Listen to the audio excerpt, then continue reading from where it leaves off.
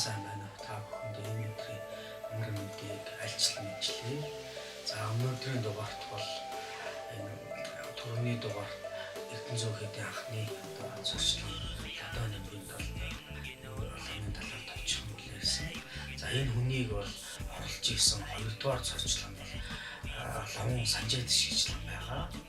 Лавун Санжаа Дишгчламыг бол энэ судар номонд бол эдхийн 84 шийдтийн нэг Домбивагийн бүтээчин Домбивагийн хайдварын бичсэн байдаг гэлээ.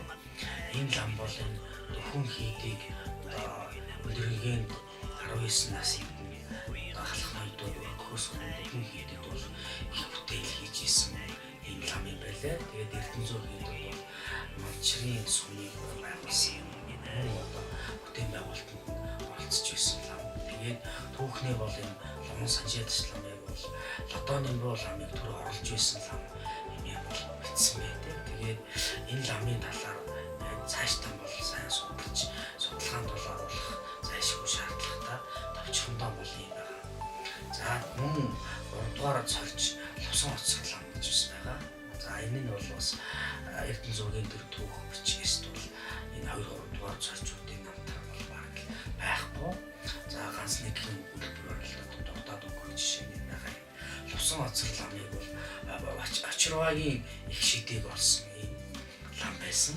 За энэ хүн бол Эрдэнэ зөөхөдийн 3-дугаар цоржламаар залгацсан. Гэхдээ Эрдэнэ зөөхөдөд бол бүтээн байгуулалтыг бас хийсэн. Эрдэнэ зөөхөдийн хуучин хэрэм гэж байдаг. Энэ Эрдэнэ зөөхөд бол хуучин хараарын хотын үед байсан. Хуучин тойрон дээр сургуулийг байсан.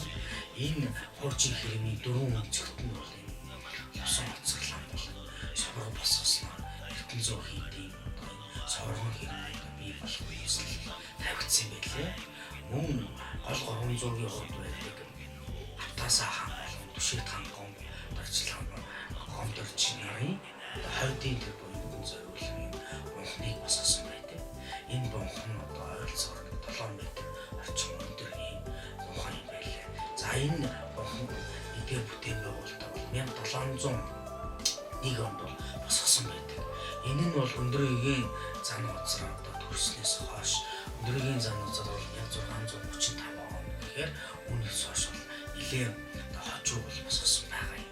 За тэгээд энэ хоёр ламын үүс зохион бол судар ном эдгэрт бол хараагүй тэмдэглэхэр бол бичигдээ өгч одоо ийм байна да. Тэгээд товчхондоо бол ийм байна. Тэгээд цаашид бол бид бүхэн эдгээр ламыг цаашаа судлах мөн одоо энэ судалгааны материал цаашид орох юм бол энэ хоёр ламыг бол Лодоны буу ламыг одоо шиг зохион байгуулалт цаашид дэлгэрүүлэх шаардлагатай юм байна.